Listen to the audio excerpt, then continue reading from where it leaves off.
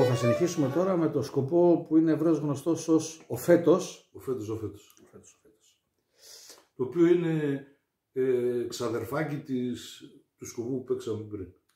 Έτσι. Είναι στον ίδιο δρόμο και πολύ ταιριαστής σκοπή.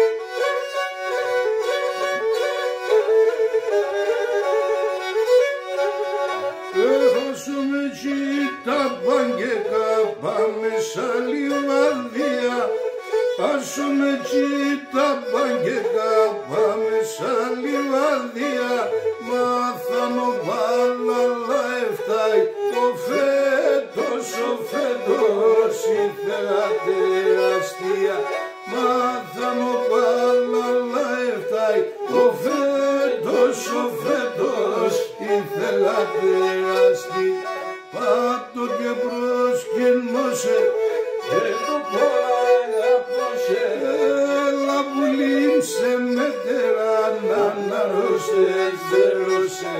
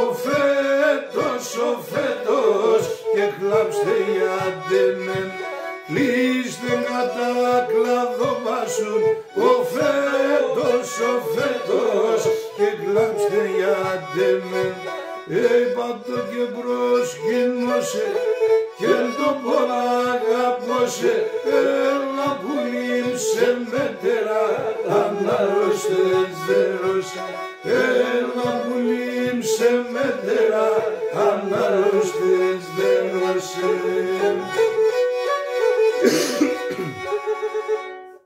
Προσπαθούμε να ανοίγει η ψυχή του ανθρώπου με αυτούς τους σκοπούς. ναι. Έχουν κάτι αυτοί οι σκοποί. Κάτι έχουν αυτοί οι σκοποί.